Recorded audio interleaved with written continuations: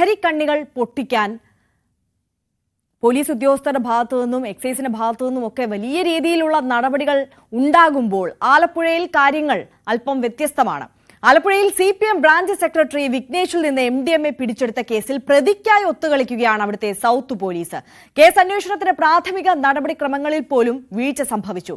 Narcotic drug പരിശോധനയിൽ കൈക്കൊള്ളേണ്ട പരിശോധനാ മാനദണ്ഡവും പാലിച്ചില്ല. പണമിടപാടുകൾ സംബന്ധിച്ച വിവരങ്ങളും കണ്ടെത്താൻ ശ്രമമുണ്ടായില്ല. ശരണ്യ സ്നേഹജൻ ചേരുന്നുണ്ട് ആലപ്പുഴയിൽ നിന്ന്. ശരണ്യ, ഒരു ഭാഗത്ത് പോലീസ് ഉദ്യോഗസ്ഥർ ഇത്തരത്തിൽ അഹോരാത്രം പണിയെടുക്കുകയാണ് ലഹരി സംഘങ്ങളെ പിടികൂടാൻ, അവരുടെ ഉറവിടം കണ്ടെത്താൻ, അത് ഉന്മൂലനം ചെയ്യാൻ. പക്ഷേ മറുസൈഡിൽ ഇവിടെ ആലപ്പുഴ സൗത്ത് പോലീസ് സ്റ്റേഷനിലെ ഉദ്യോഗസ്ഥർ ഒരു ലഹരി വിൽപ്പനക്കാരന്, പാർട്ടി നേതാവിന് കുടപിടിക്കുകയാണ്.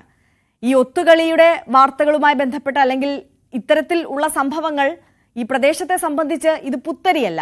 പക്ഷേ ഇത് നമ്മൾ നേരത്തെ മുതൽ ചർച്ച ചെയ്യുന്ന വിഷയമാണ്. ഇന്ന് രാവിലെ മുതൽ നമ്മൾ ഈ വാർത്ത നൽകുന്നുണ്ട്, ചർച്ചയാക്കുന്നുണ്ട്. വാർത്തകളിൽ നിറയുമ്പോഴെങ്കിലും സൗത്ത് പോലീസ് സ്റ്റേഷനിലെ പോലീസുകാരുടെ നയത്തിൽ ഒരല്പമെങ്കിലും അയവ് വരുന്നുണ്ടോ?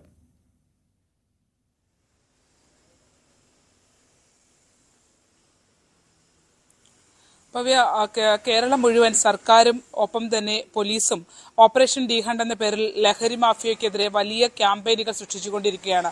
പോലീസ് പരക്കം പാഞ്ഞ ലഹരിയുടെ കണ്ണികൾ അത് ആഴത്തിൽ ചികഞ്ഞെടുക്കുന്നതിന് വേണ്ടിയുള്ള പരിശ്രമം നടക്കുകയാണ്. അങ്ങനെ ഒരു പരിശ്രമം നടക്കുന്നതിനിടയിൽ തന്നെ സർക്കാരിന്റെ ഭാഗത്തു നിന്നുള്ള ഒരു ഇടപെടൽ നടക്കുമ്പോൾ അതിൽ പല ആളുകളോടും പല രീതി എന്നുള്ളത് ശരിയായ കാര്യമല്ല. മറിച്ച് എല്ലാ കേസുകളെയും ഒരേ പ്രാധാന്യത്തോടെ കാണുകയും അതിന്റെ പ്രാധാന്യത്തോടു കൂടി അന്വേഷിക്കുകയും വേണം. എന്നാൽ ആലപ്പുഴയിൽ CPM ബ്രാഞ്ച് സെക്രട്ടറിയാണ് കഴിഞ്ഞ 2-ാം തീയതി MDMAയുമായി ആലപ്പുഴ നഗരത്തിനുള്ളിൽ നിന്ന് പിടിക്കപ്പെട്ടത്. അതിൽ ഏറ്റവും പ്രധാനപ്പെട്ട കാര്യമെന്ന് പറയുന്നത്, നേരത്തെ നമുക്കറിയാം കളമശ്ശേരിയിൽ അടക്കമുള്ള വിഷയങ്ങളിൽ പ്രതിസ്ഥാനത്തേക്ക് വന്നിരിക്കുന്നത് SFI പ്രവർത്തകർ അടക്കമുള്ള ആളുകളാണ്. അങ്ങനെ വരുന്ന ഒരു ഘട്ടത്തിൽ ഇപ്പോൾ പിടിക്കപ്പെട്ടിട്ടുള്ള വിഘ്നേഷും അതേ ബാക്ക്ഗ്രൗണ്ടിൽ തന്നെ വന്ന ഒരാളാണ്. SFIയുടെ SD കോളേജിലെ യൂണിവേഴ്സിറ്റി യൂണിയൻ കൗൺസിലറായിരുന്നു. കേരള സർവകലാശാലയിലേക്കുള്ള യൂണിവേഴ്സിറ്റി യൂണിയൻ കൗൺസിലറായിരുന്നു.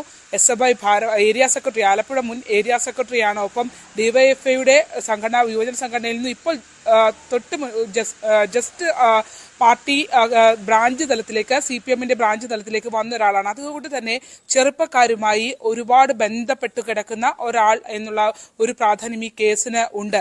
കാരണം SD കോളേജുമൊക്കെയായി ബന്ധപ്പെട്ട, അവിടെ പഠിക്കുന്ന വിദ്യാർത്ഥികളുമൊക്കെയായി ബന്ധപ്പെട്ട ഒരുപാട് അടുപ്പം പുലർത്തുന്ന അവിടെയുള്ള സൗഹൃദങ്ങളുള്ള ഒരാളിൽ നിന്നുമാണ് CPMന്റെ തന്നെ നാട്ടിലെ ഒരു പ്രധാനപ്പെട്ട ഒരു പ്രവർത്തകരിൽ നിന്നാണ് ഇത് കണ്ടെടുത്തത് എന്നുള്ളതാണ്. അതുകൊണ്ട് തന്നെ ഈ കേസിന്റെ ഒരു ഗ്രാവിറ്റി സാധാരണ കേസുകൾക്കും അപ്പുറത്താണ് എന്നുള്ളതാണ്. അത് ഈ വിഘ്നേഷ് പിടിക്കപ്പെടുന്ന ഘട്ടത്തിൽ തന്നെ ഇതൊരു റാൻഡം ചെക്കിങ്ങിന്റെ ഭാഗമായി പോലീസിന് കിട്ടിയ ഒരു കേസല്ല. മറിച്ച് വളരെ കൃത്യമായ ഒരു ഇൻഫർമേഷൻ പോലീസിന് ലഭിക്കുന്നു. അതിന്റെ അടിസ്ഥാനത്തിൽ നടത്തിയ തിരച്ചിലിലാണ് വിഘ്നേഷ് പിടിയിലാകുന്നത്. അതിൽ തന്നെ ഏറ്റവും പ്രധാനപ്പെട്ട കാര്യമെന്ന് പറയുന്നത്, ഹരിപ്പാട് നിന്നും MDMAയുമായി ഒരു ചെറുപ്പക്കാരൻ പിടിയിലാകുന്നു.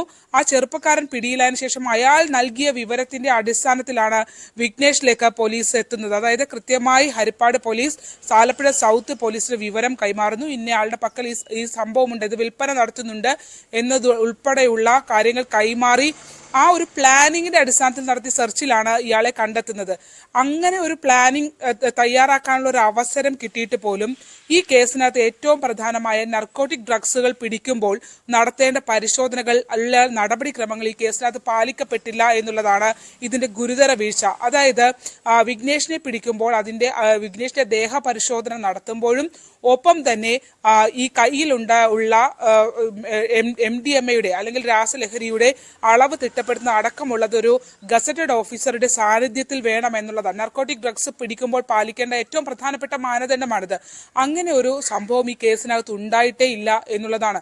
അതായത് ഈ ദേഹപരിശോധന നടത്തി ഇത് കണ്ടെത്തുന്ന അടക്കമുള്ള കാര്യങ്ങളിൽ ഇങ്ങനെ ഒരു ബന്ധപ്പെട്ട ഉത്തരവാദിത്തപ്പെട്ട ഉദ്യോഗസ്ഥന്റെ സാന്നിധ്യം ഉണ്ടായിരുന്നില്ല എന്നുള്ളതാണ്. അത് ഈ കേസിൽ പ്രതിക്ക് കോടതിയിലേക്ക് പോകുന്ന ഘട്ടത്തിൽ ഗുണം ചെയ്യും എന്നുള്ളതാണ്.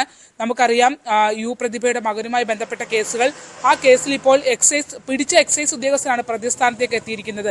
അതായത് ലഹരി വസ്തു ഉപയോഗിച്ചു എന്ന് പറഞ്ഞ ഒരാളെ പിടിക്കുന്നു, FIR ഇടുന്നു. FIR ഇട്ടിട്ട് പോലും ആ കേസിൽ പിന്നീട് മെഡിക്കൽ പരിശോധന ഉണ്ടായില്ല എന്നുള്ളത് നമുക്ക് എല്ലാവർക്കും അത്ഭുതം തോന്നുന്ന ഒരു കാര്യമായിരുന്നു. കാരണം ലഹരി ഉപയോഗത്തിന് പിടിച്ച ഒരാളെ എന്തുകൊണ്ട് എക്സൈസ് ഉദ്യോഗസ്ഥർ മെഡിക്കൽ പരിശോധനയ്ക്ക് വിധേയനാക്കിയില്ല എന്ന്. അതിന് പിന്നിലും പൊളിറ്റിക്കൽ സമ്മർദ്ദം ഉണ്ടായിരുന്നു എന്നുള്ള വിവരങ്ങൾ പുറത്തു വരുമ്പോഴാണ് അതിന് സമാനമായ രീതിയിൽ ഈ ബ്രാഞ്ച് സെക്രട്ടറിയുടെ കേസും വരുന്നത് എന്നുള്ളതാണ്. മറ്റൊന്ന്, ഇയാളുടെ കയ്യിൽ നിന്നും ലഹരി വസ്തുക്കൾ പിടിക്കുമ്പോൾ ഇയാളുടെ കൈവശം ഈ ലഹരി ഉപയോഗിച്ച് വിറ്റതിന്റെ പണം ഇയാളുടെ കൈവശമുണ്ടായിരുന്നു. അത് എഫ്ഐആറിൽ പോലീസ് വളരെ കൃത്യമായി രേഖപ്പെടുത്തിയിട്ടുണ്ട്.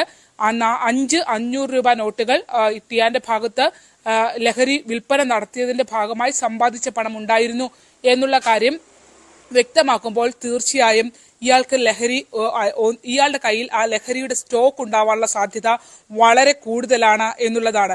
പക്ഷേ ഈ ഒരു ലഹരിയുടെ ഉറവിടം കണ്ടെത്തുന്നതിന് വേണ്ടിയുള്ള യാതൊരു പരിശോധനയും പോലീസിന്റെ ഭാഗത്തു നിന്ന് ഉണ്ടായിട്ടില്ല. എഫ്ഐആർ പ്രകാരം പ്രതി അറസ്റ്റിലാകുന്നത് EMS സ്റ്റേഡിയത്തിന് മുന്നിൽ നിന്നാണെന്നാണ് പോലീസ് പറയുന്നത്. ഇയാളുടെ വീട്ടിൽ പരിശോധന നടത്തിയിരുന്നെങ്കിൽ എന്തൊക്കെ കണ്ടെത്തലുകൾ ഉണ്ടായി? അത്തരം കാര്യങ്ങളൊന്നും തന്നെ എഫ്ഐആറിലുമില്ല.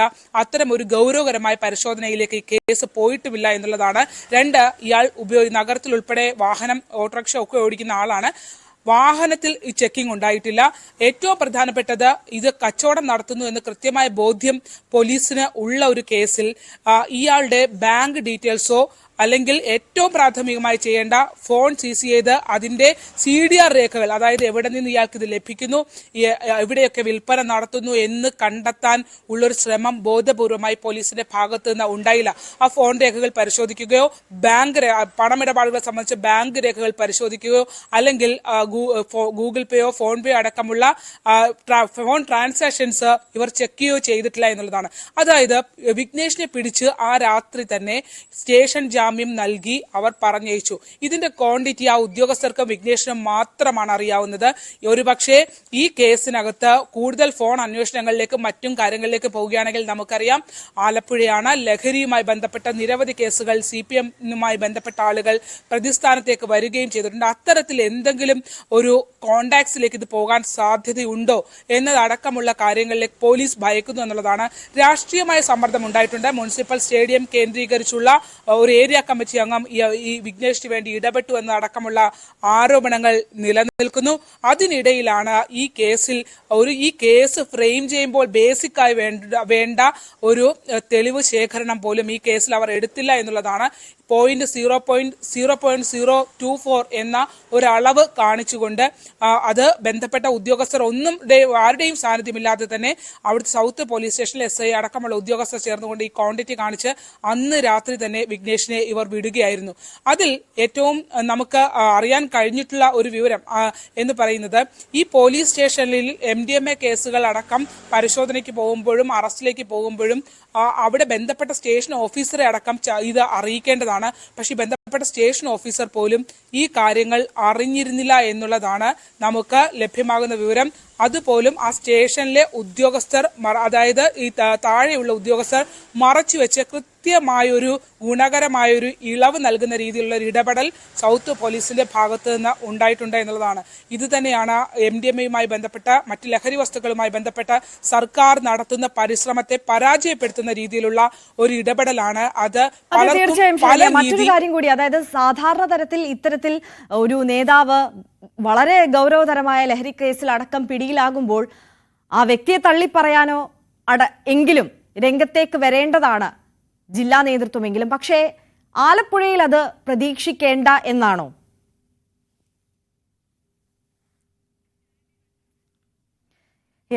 ശരണ്യ സ്നേഹജന്റെ ടെലിഫോൺ ലൈൻ കട്ടായിരിക്കുകയാണ്.